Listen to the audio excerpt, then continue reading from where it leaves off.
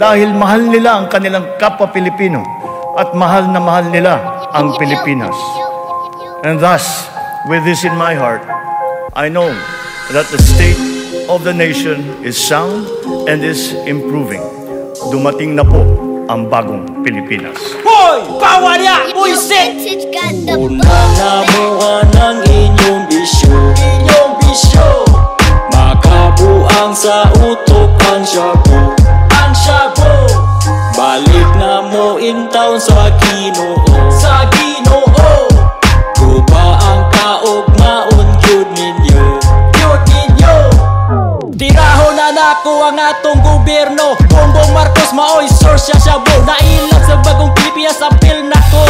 Gihimong abnoy ang sambayan ng Pilipino. Di pa mahal ang bugas, di pa baratong shabu. Mauni ang ambag sa tong minahal nga Pangulo. Maskin mga bata makapalit nagbato. Bantayin yung mga anak basi nakatilaw na to. Gasiga ang mata, nya walay tuganay. Sa ginikanan mo unay, maupay mo patay. Makabuang sa utok na sublan daog panuway. Kipalabian pagkaluto mo rang kinugay pagkaukay.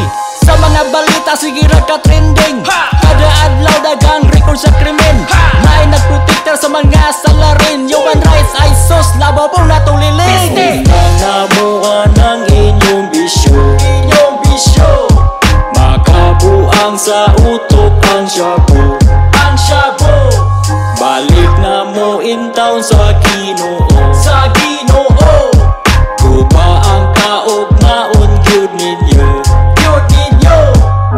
Grabe na kabibo karon ang Pilipinas. Si Bongbong Marcos wag yun intay na buhat. Masking pundo sa pilyel iyak maging gikawat. Mga bangagway mapili adikpod ang iyang anak. Imis ang kalisod sa Pinas mo'y sulbaron. Mga Duterte ang natripan pagid doon. Murag kabaw muki sa pinahiwi ang baba. Resulta sa cocaine magkanga-kanga ang tama. Lain pa'y atong mga bay.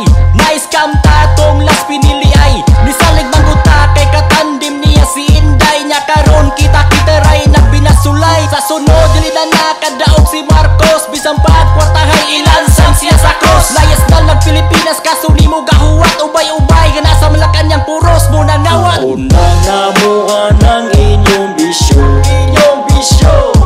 makabuang sa utok ang shabu, balik na mo in town sa Ginoo,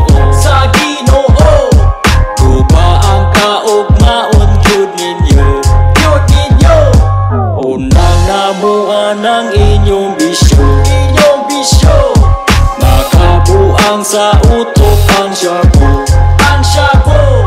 balik na mo in town sa Ginoo,